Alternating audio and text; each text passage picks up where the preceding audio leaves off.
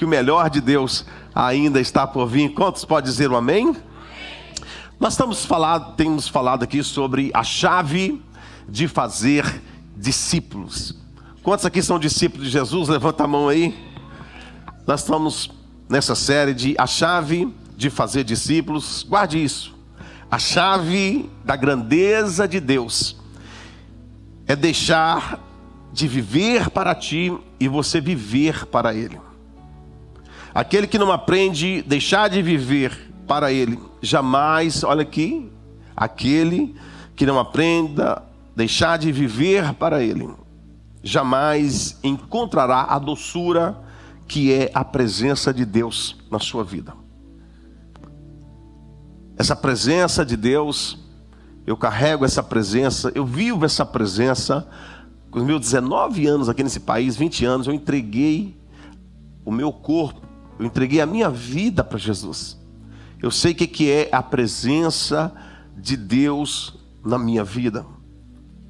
E quando você deixa de viver para você, e você coloca a sua vida, você coloca nas mãos, nas suas mãos, você não tem noção do que você não tem noção do que levantar, você acordar, você negociar, você ter a presença na sua Deus.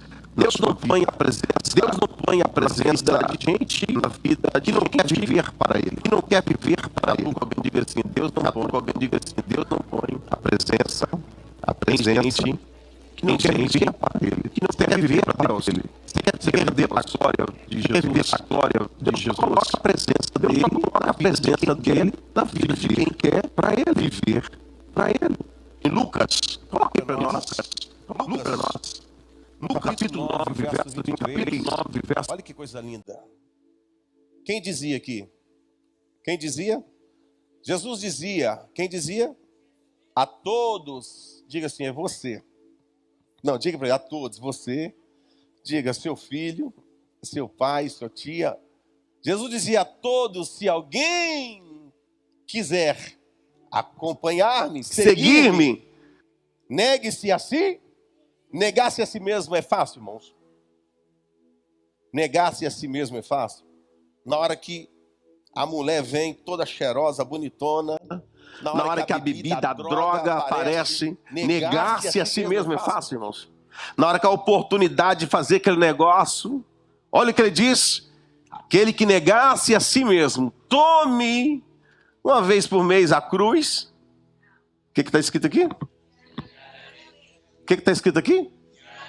Todos os dias. Não é só os domingos. Jesus, aquele que quiser vir após mim, tome a tua cruz diariamente. Todos os dias nós temos que tomar a cruz de Cristo. O segredo de você permanecer firme na presença de Deus está aqui. É você negar-se a si mesmo. Tome diariamente a sua cruz e o quê? Follow-me. Siga-me. O que eu aprendo nesse negar-se? Essa palavra mexeu comigo essa semana. Negar-se a si mesmo. Diga, negar-se a si mesmo. O que é negar-se a si mesmo? Olha que coisa linda. Negar-se a si mesmo significa... faz assim com as tuas mãos. Fecha ela agora. Diga assim, negar-se a si mesmo é abrir mão dos próprios desejos egoístas e vontades. Olha aqui, querido. Colocarmos a sua vida... Quando você coloca as suas coisas, a sua vontade acima de Deus, você não está seguindo Jesus. Quando você coloca os seus desejos, a sua carne, ele diz, negue-se a si mesmo, tome a tua cruz diariamente e siga-me. Negar-se a si mesmo significa abrir mão dos próprios desejos egoístas e vontades, colocando a vontade de Deus acima de todas as coisas. Faz assim com as tuas mãos agora, diga, a vontade de Deus não pode estar aqui. Aqui. A vontade de Deus tem que estar onde? Diga, acima. A vontade de Deus tem que estar acima de todas as coisas. Acima da sua mulher, acima dos teus filhos. A vontade de Deus tem que estar acima de todas as coisas. Segue-me, negar-se a si mesmo. Quem nega a si mesmo, irmão, você não precisa falar com ele que ele precisa parar de prostituir. Quem nega a si mesmo, você não precisa falar para ele que ele tem que parar com a fornicação, que ele tem que parar com a mentira. Porque quem nega-se a si mesmo todos os dias, diariamente, ele consegue morrer para esse mundo realmente. Posso ouvir um glória a Deus?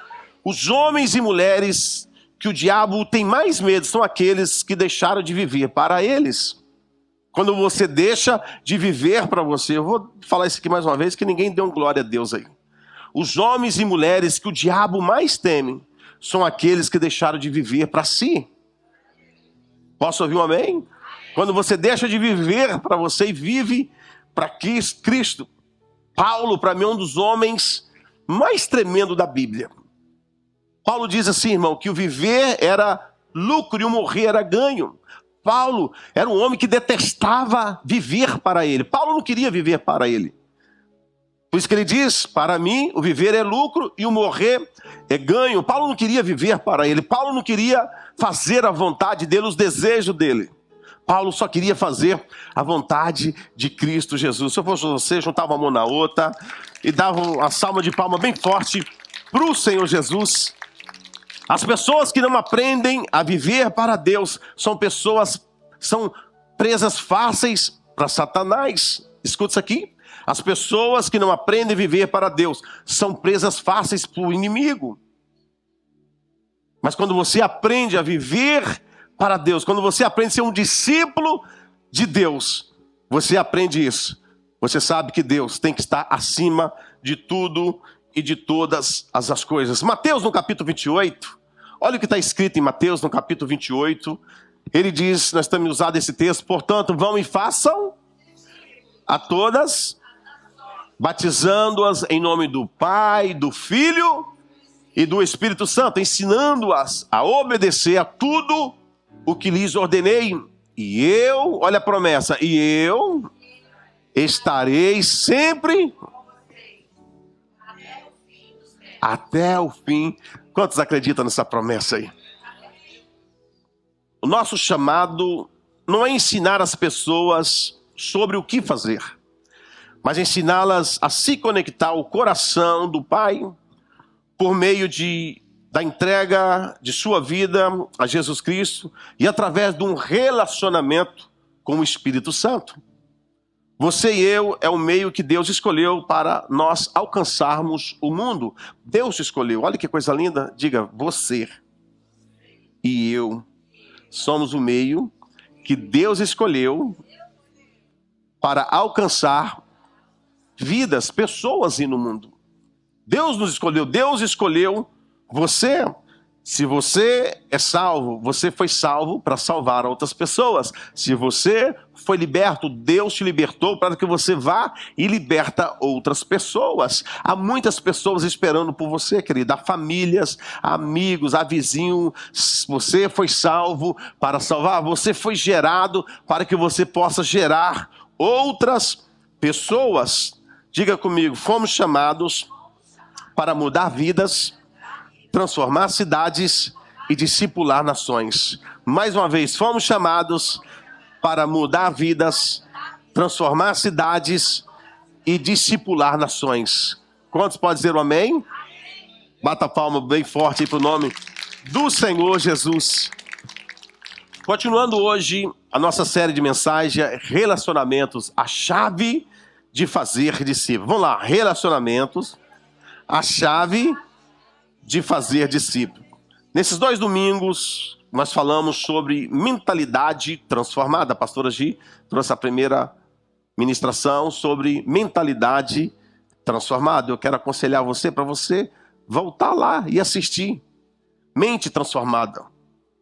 Antes de Deus fazer alguma coisa com você, Ele vai transformar a sua mente. Tudo começa onde? Tudo começa onde? Na mente, mente transformada. Por isso que Romanos 12 diz, transformai-vos na renovação, transformai-vos todos os dias. Você tem que transformar a sua mente para que você possa saber a perfeita, a boa, a vontade de Deus para a sua vida. Por isso que ele diz, não vos conformeis com este, mas transformai-vos pela renovação da nossa mente.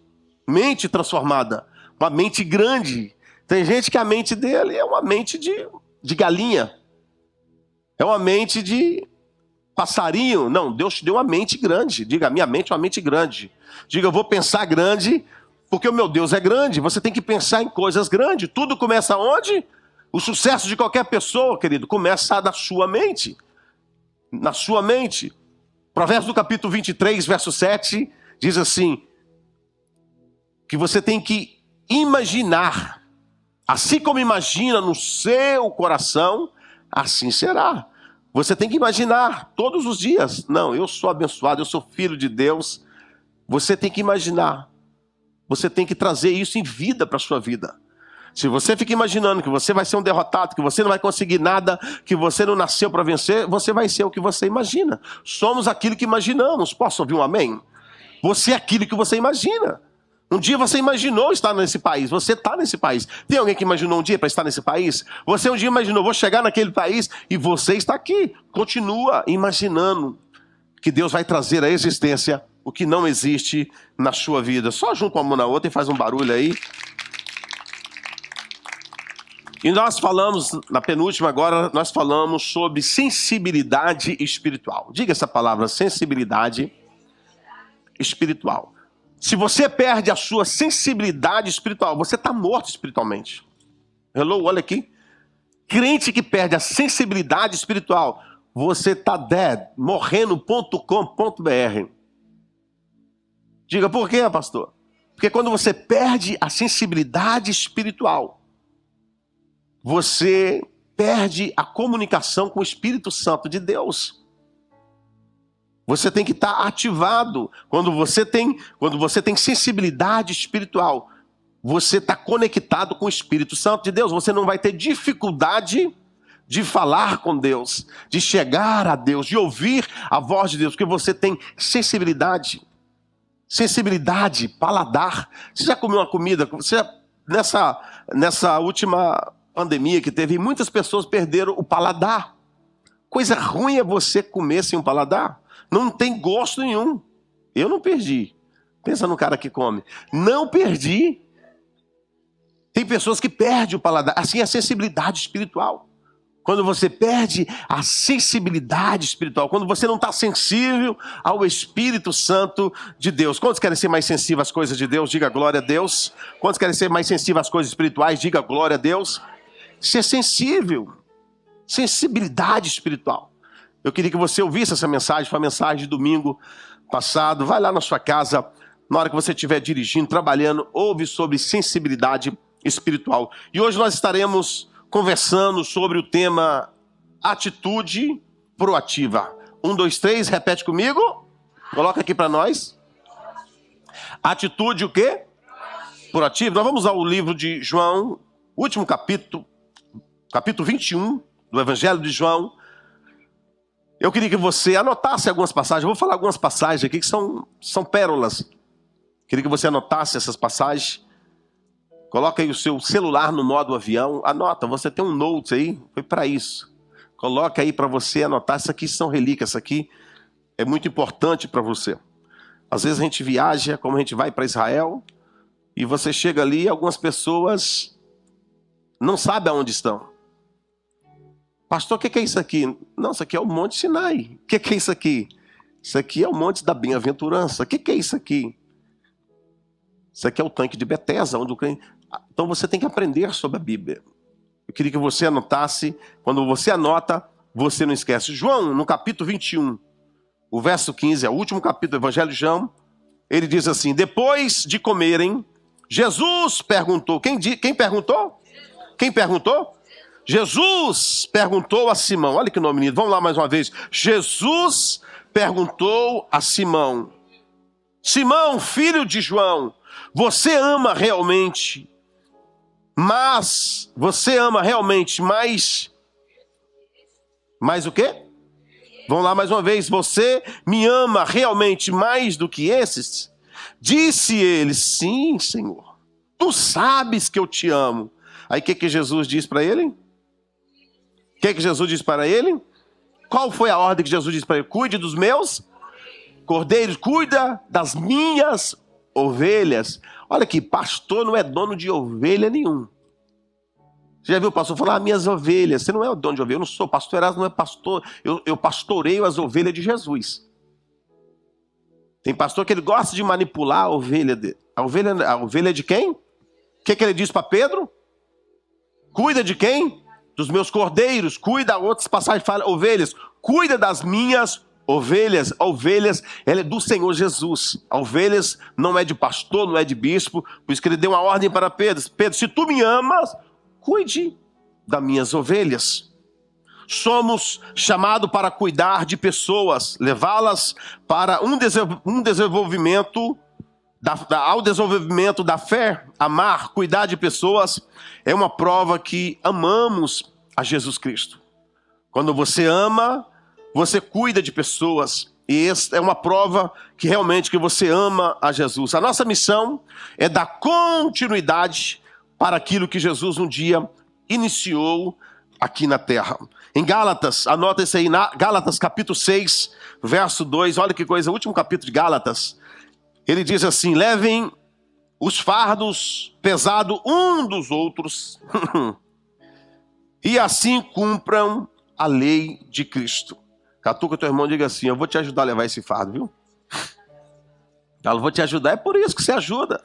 Quantas pessoas você já ajudou, chega aqui no país, olha o que ele diz aqui, ó.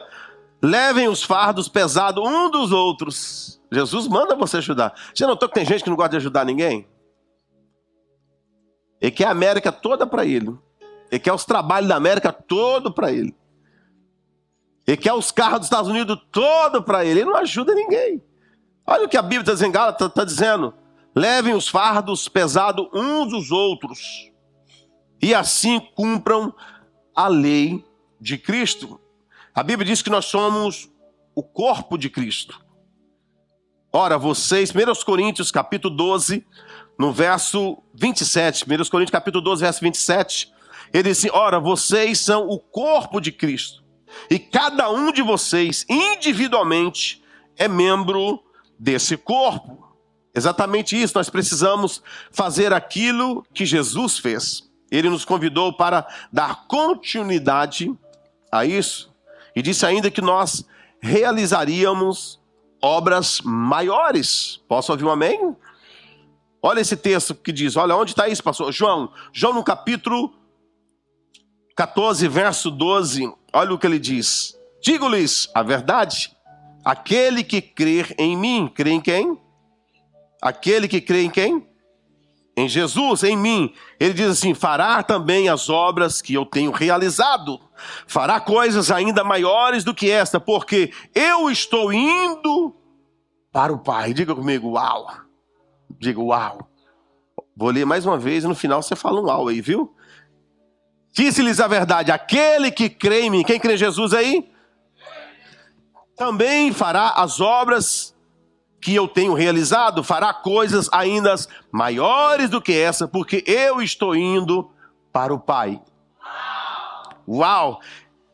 Percebe como essa verdade ela é poderosa, irmãos? A verdade é que Jesus nos chama para viver na mesma dimensão de poder do que Ele. Jesus nos deu essa autoridade de você viver, está aqui, ó. Olha o que diz, porque estou indo para o Pai, vocês farão coisas ainda maiores. Você vai fazer coisas maiores ainda pelo poder do nome de Jesus. Diga, eu não vou morrer antes de fazer coisas maiores para o meu Deus. A verdade é que Jesus nos chama para viver na mesma dimensão de poder do que Ele. Quantas pessoas que você já conheceu que viveu nessa dimensão? Eu li um livro de alguns pastores americanos e eles falam de uma mulher aqui nos Estados Unidos chamada Kathryn Kuhlman. Alguém já ouviu falar de Kathryn Kuhlman? Você tem que ler o livro dessa mulher. Essa mulher ela carregava tanta presença de Deus, tanta glória de Deus. Ela orava pelos enfermos, ela ressuscitava mortos. Essa mulher carregava tanta glória de Deus que aonde ela chegava, o ambiente, se ela chegasse aqui, a atmosfera, as coisas, o ambiente mudava. Quando ela chegava numa cruzada, que ela hospedava no hotel, que quando ela ficava no terceiro, quarto andar, A presença de Deus era tão forte na vida de Catanicuma, que os hóspedes, as pessoas quando entravam ali naquela sala, naquele ambiente, e eles falavam assim, o que é isso aqui? O que é isso aqui? As pessoas viam a atmosfera da presença de Deus, porque uma serva de Deus estava ali no quarto andar. Deus quer derramar essa presença sobre as nossas vidas. Deus quer derramar essa presença sobre a sua vida. Onde você chegar, dentro da sua casa, que as pessoas vão sentir a presença de Deus na sua vida. Oh, aleluia. Se você não arrepiar com isso, meu querido, quantos querem realmente essa presença, diga glória a Deus. Deus vai derramar essa presença sobre as nossas vidas. A sua intenção não era mostrar como Ele era perfeito, mas como poderíamos ser aperfeiçoados nele. Temos que tomar cuidado em nossa vida cristã para nós não ficar preocupado em receber e esquecer de que aquele que recebe, mas não compartilha, acaba adoecendo espiritualmente. Quando você recebe, você não compartilha, você acaba adoecendo espiritualmente. Quantas pessoas que já foram usadas pararam de fazer isso aqui, ó. Pararam de compartilhar a presença de Deus. E essas pessoas acabam adoecendo espiritualmente. Gálatas no capítulo 2, Filipenses capítulo 2, verso 20 e 21, 2 versículos. Diz assim, não tenho ninguém como ele, que tenha interesse sincero pelo bem-estar de vocês, pois todos buscam os seus próprios interesses e não os de Jesus Cristo. Olha a parte final, todos, diga comigo, todos buscam os seus próprios interesses e não os de Jesus Cristo. Filipenses capítulo 2, verso 20 e 21. Qual é a expectativa do céu em relação à nossa missão de levar pessoas ao processo de crescimento espiritual? Diga alguém ao seu lado, diga, eu vou te ajudar, viu? Eu vou te ajudar. Então a nossa missão é de levar pessoas ao processo de um crescimento espiritual. O profeta Ezequiel, ele foi levado por Deus para ministrar exortações sobre aqueles que são chamados para cuidar, mas não cumprem a sua missão. Em Ezequiel, se você voltar no Antigo Testamento, Ezequiel, no capítulo 34, o verso 2, livro de Ezequiel, capítulo 34, o verso 2, parte B. Olhe para além de si mesmo, querido. Olha aqui, olhem para além de si mesmo. Olha o que o texto diz. Assim diz o soberano Senhor. Ai dos pastores, ai de quem? Dos pastores de Israel, que só cuidem de si mesmo.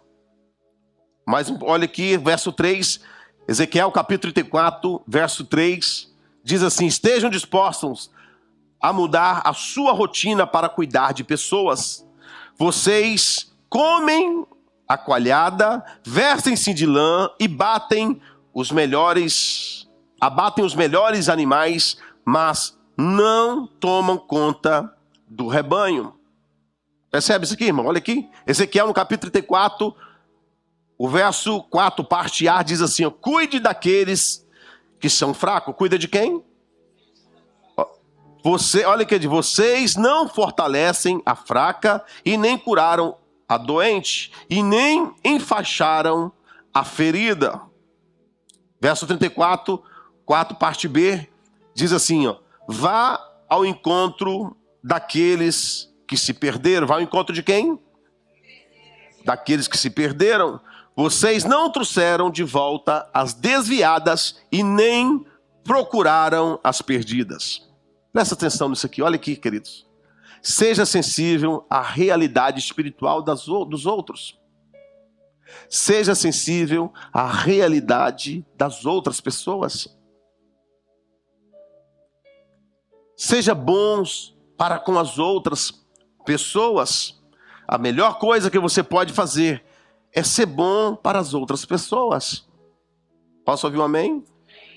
Vou repetir de novo. A melhor coisa que você pode fazer é você ser bom para as outras pessoas. Quantos querem ser bom para as outras pessoas? Deus tem sido tão bom para com você. Seja bom com as outras pessoas. Seja hospitaleiro. Seja bom. serve as outras pessoas. Aprenda isso com Jesus. Jesus é o nosso maior exemplo de servir. Jesus é o nosso maior exemplo de ser bom com as outras pessoas. Seja bom com o homem, com as crianças. Deus quer que nós sejamos bons no nome de Jesus. Diga comigo, a melhor coisa que eu posso fazer é ser bom com as outras pessoas. Eu me lembro uma vez que eu estava na cidade de Boston, eu estava ministrando ali, eu era o cantor, eu e a Cassiane. Quantos lembram da Cassiane aí? Eu e a Cassiane eram os cantores oficiais daquela noite. E a noite da igreja, estava lotado a igreja.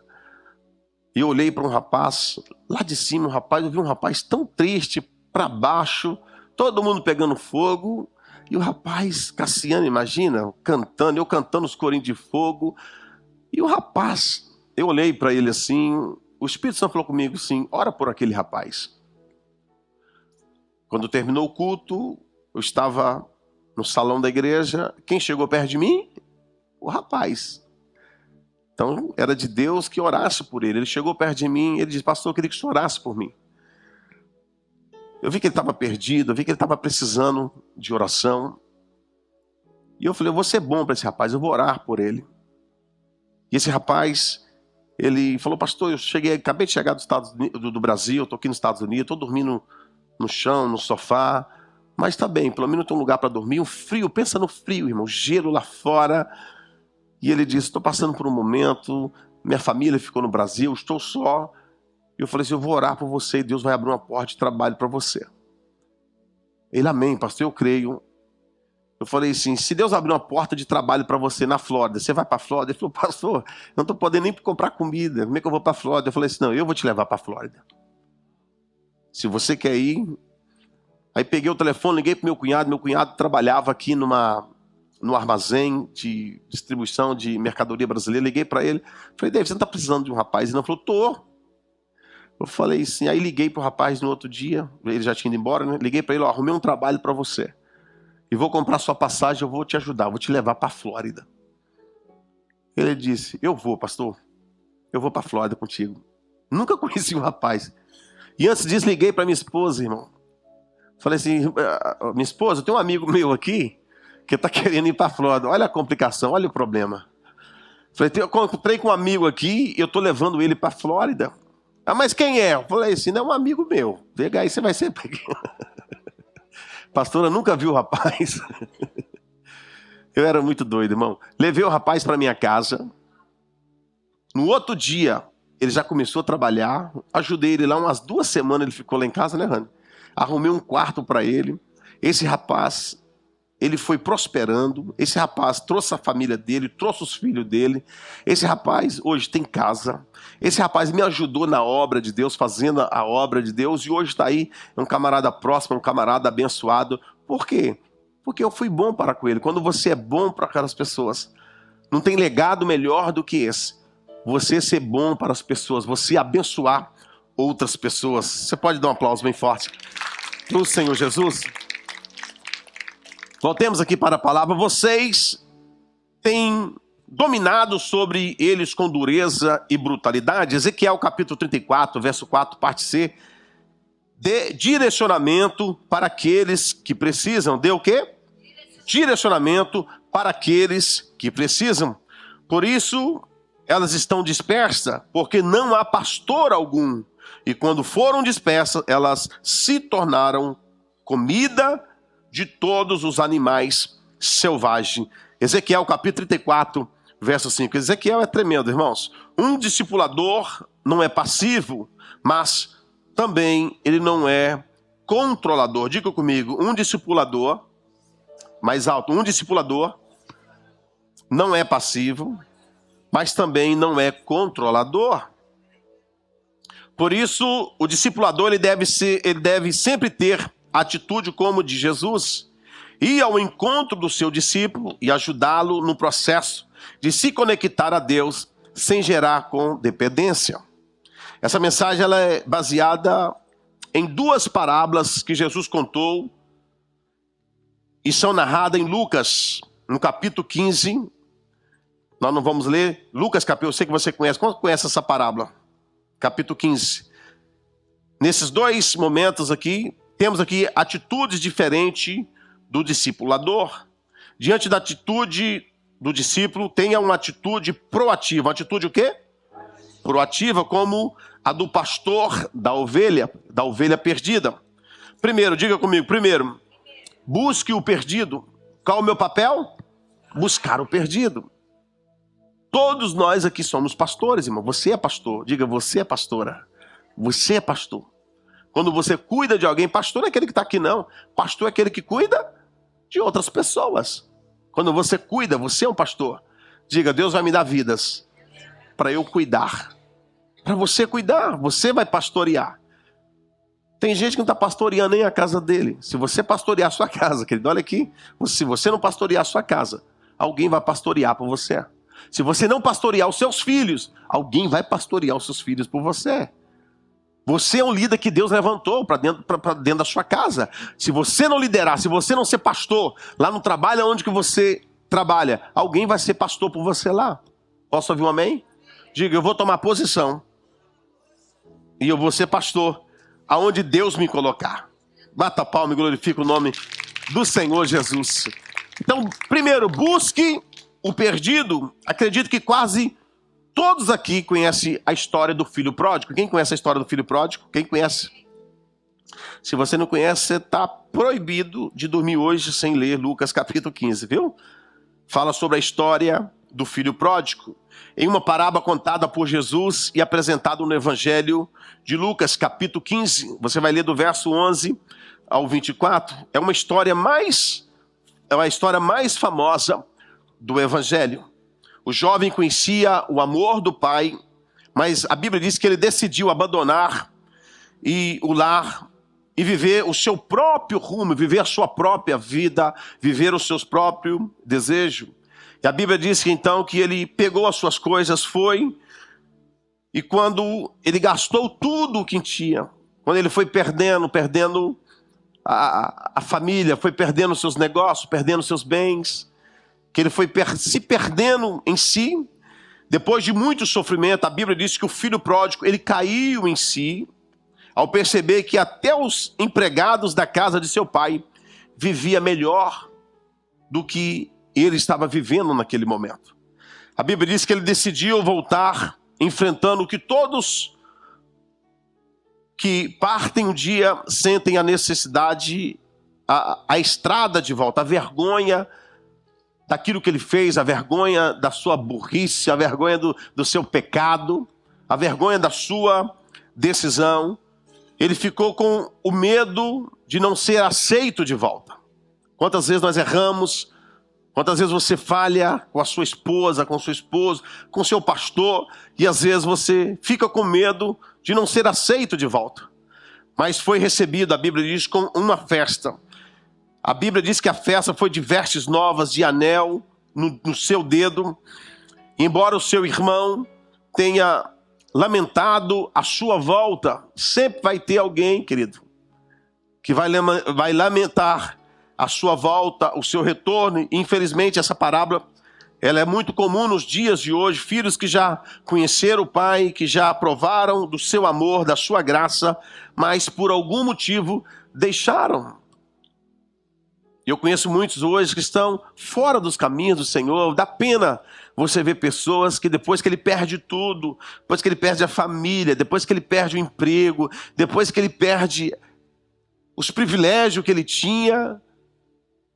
Quantas pessoas você conhece? Eu conheço pessoas hoje que estão outros não voltaram, outros que estão nas baladas, estão nas bebidas, estão na prostituição.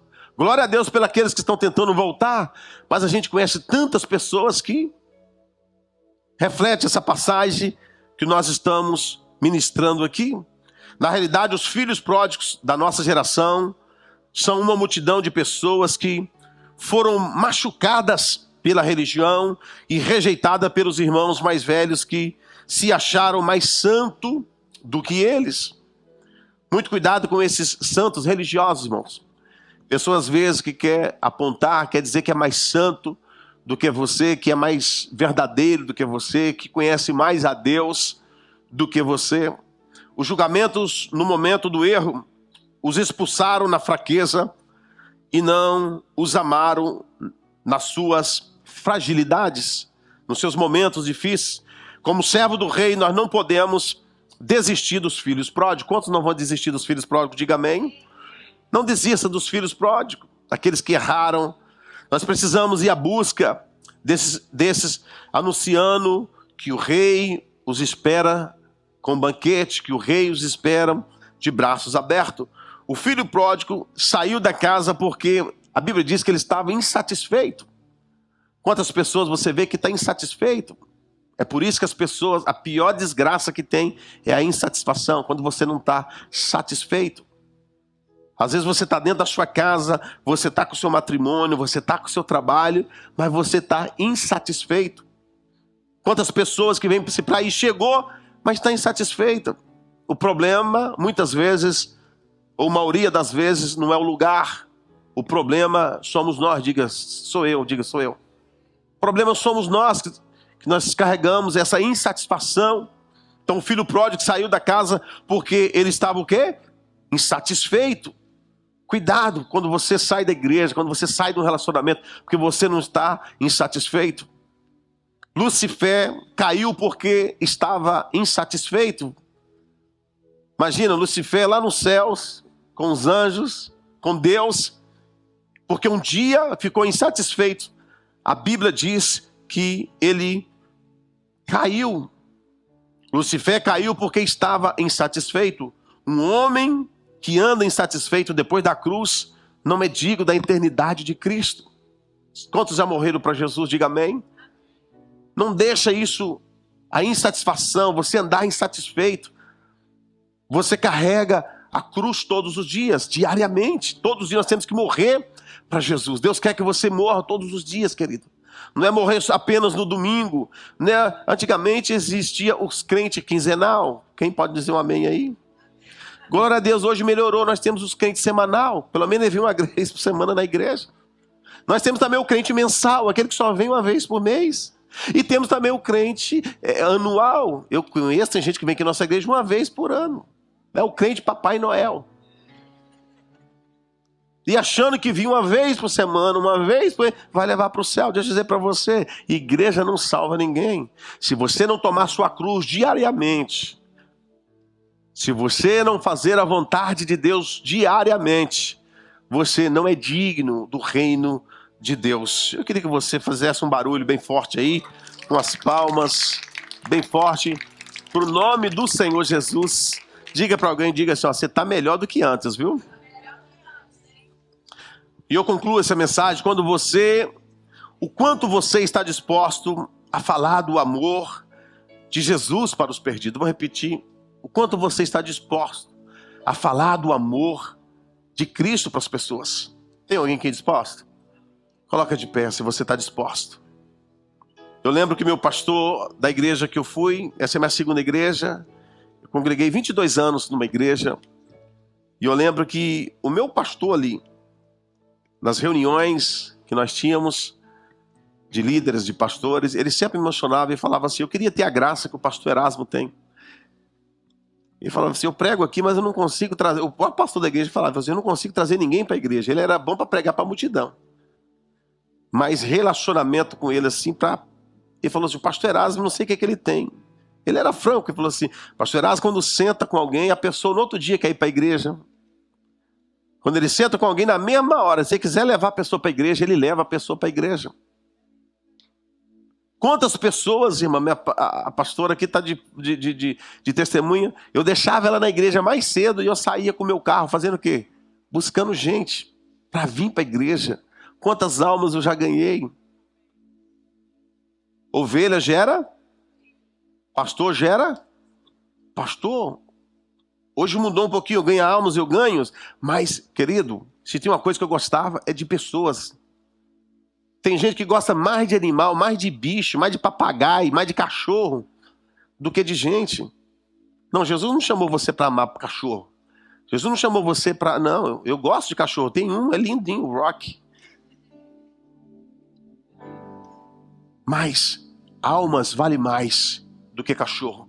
almas vale mais do que o mundo todo. Posso ouvir um amém? Então tem uma atitude proativa como a do pastor da ovelha perdida. Ser proativo como o pastor da parábola da ovelha perdida é agir com determinação, amor diante dos desafios.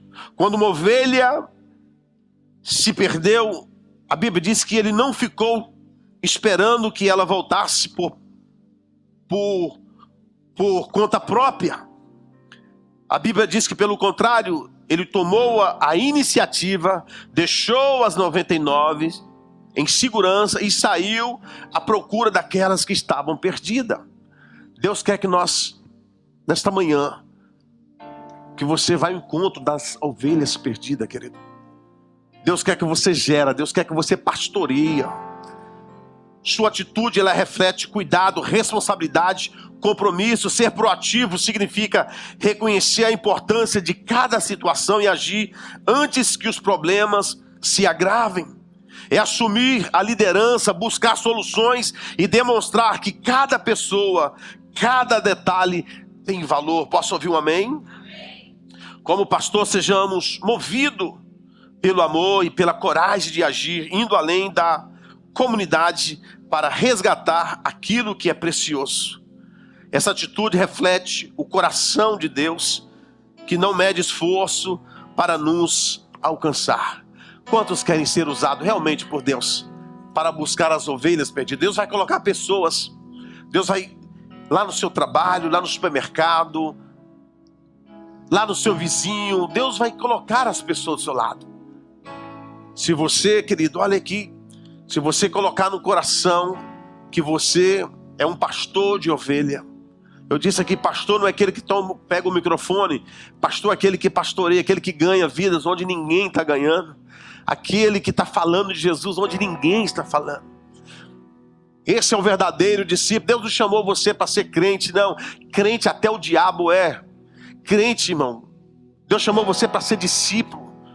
Quando você é crente, você gosta que as pessoas orem por você, você gosta que as pessoas profetizem para você, mas quando você é discípulo, é você que toma a iniciativa de profetizar para a vida das pessoas. É você que quer orar pela vida das pessoas. Deus está levantando você aqui para você fazer a diferença nesse ano de 2025. Será um ano que Deus vai só te dar riqueza, não. Deus vai te dar alma, porque a Bíblia diz que quem ganha alma, sábio é. Quem ganha alma, querido, está ganhando a maior riqueza deste mundo. Se você ganhar almas para o reino de Deus, Deus vai, oh meu Deus, você não tem noção onde Deus vai te levar, o que Deus vai fazer. Quer dizer para você que através da sua vida você vai ser a porta que os seus familiares e outras pessoas serão alcançadas. Querido, estão todo mundo te olhando, está todo mundo te observando, todo mundo sabe, todo mundo está olhando. Uns querem ver a sua queda, mas outros estão olhando para você. Poxa, um dia você, crente como o pastor Erasmo, um dia você, um servo de Deus como a Fran, você é um servo de Deus como Anderson, seus parentes, as pessoas de fora estão olhando para você. Você é um espelho, você é um pastor de ovelha. Posso ouvir um glória a Deus? Quantos querem ganhar uma alma para Jesus ainda? Há muitas pessoas que estão estacionadas, há muitas pessoas que estão presas, há muitas pessoas que estão machucadas, há muitas pessoas que estão longe. Insista, meu querido, tenha paciência. Nós dissemos aqui, tenha paciência de falar com as pessoas, ouve, deixa ela colocar para fora. Não, deixa ela colocar para fora. Eu odeio o pastor, eu odeio. Você deixa, fala tudo. Depois que ela falar, você traz o óleo para curar ela. Aí você vai falar com a pessoa, você precisava colocar isso tudo para fora. Agora a cura vai vir sobre a sua vida. Você é um psicólogo, você é um pastor. Deus vai usar você assim. Posso ouvir um amém? Posso ouvir um amém? Deus vai usar você para curar vidas. Deus vai usar você para curar pessoas. Esse é o nosso maior ministério. Foi para isso que Jesus nos chamou. Jesus não chamou você só para ser crente de banco, não, querido.